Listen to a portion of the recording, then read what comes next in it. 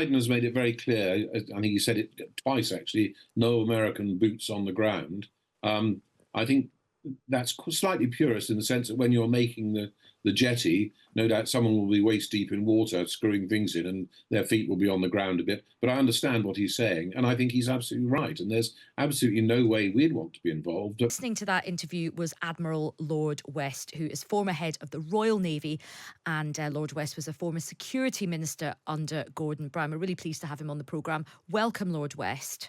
Thank you. Thank you very much. So we've just had Jesse on the phone. On the line now. He welcomes this port, but he's made some really important points of just the logistical difficulties on getting this aid off the ships, through the port, and distributed around Gaza, particularly to northern Gaza. What are your thoughts on that? Well, I think he's absolutely right on that. I mean, the getting of a maritime corridor, the going from Cyprus is about a day's steaming from Cyprus at 12 knots. And I think there's a Spanish ship getting loaded up with goods and a barge with things for aid as well. And they've said they're going to be on their way shortly. Now, that'll take a day to get there. Building something on the shoreline to receive particularly bigger ships and take the goods off them will take somewhat longer. I gather the Americans now are talking about 60 days. Well, it all slightly depends on what they've got around and where their amphibious capability, which is huge, and they are able to build these things with civilian contractors normally very quickly. So we'll see how long that takes. But having built something there, which in itself will be quite an achievement, and no doubt there'll be a channel that goes from the edge of the territorial seas into the land, so that either side of that, there is water that can be disputed and people can fight in and play silly games in, but that channel will be safe for the shipping.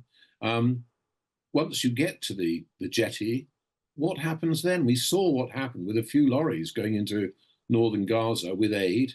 There was no one controlling how it's distributed. What you don't want is to find that a floating jetty has been built and suddenly thousands of starving citizens of Gaza swarm onto it to try and get aid, with all of the disaster that then would ensue, possibly capsizing, people dying. And I think Marx was absolutely right. Jeffrey Marx was absolutely right. That is what's going to be very, very difficult. And you can bring in huge quantities of stuff by sea. It's getting it unloaded and distributed that's the real problem. And I think there's a sticking point. And you've painted a very vivid picture there, and as you say, with people being so desperate, you kind of need somebody to control the aid and how to get it out. And just following on from that question, what about the idea of troops being put in to help with the distribution of aid to make sure that this port is guarded, because the security of this port is going to be really important? Or would any sort of troops getting involved, does that cross a line? Because you can see there'd be a practical element to it, but there's also a big political consequence to it. I mean, Biden has made it very clear. I think he said it twice, actually. No American boots on the ground.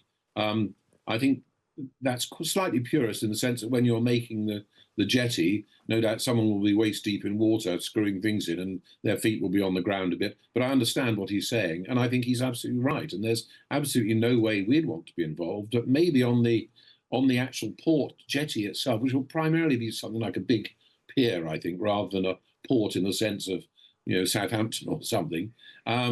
There's a lot of merit probably in having someone like US Marine Corps on that floating platform for protection and to look after it, and also to look after the contractors who'll be working there. And indeed, Royal Marines are good at this sort of stuff as well. But to put any ashore would be a terrible error, terrible error. They would get sucked in, that someone would be killed, then someone would shoot somebody else, and suddenly we'd find we're involved there. And the last thing we want is to be involved on the ground in Gaza. And final question to you, Lord West. What about the security of this floating pier? What happens if that gets attacked? Well, that's why I said that I think perhaps one should have US Marine Corps people on the pier itself to protect it and look after it. But no further than that, just that. And still, as I've said, it leaves you the problem. As stuff comes in big ships, it's unloaded, and that takes a task. There'll have to be craneage and all sorts of things. Getting it from there then onto the shore and distributed, huge, huge problem. And I'm just not clear how they'll do it. There's no doubt at all that the best way of getting food and supplies to the starving people in Gaza is by trucks. And there needs to be political will to try and ensure that can be done. And do you think there's any prospect of the pier getting attacked either by Hamas or by the IDF?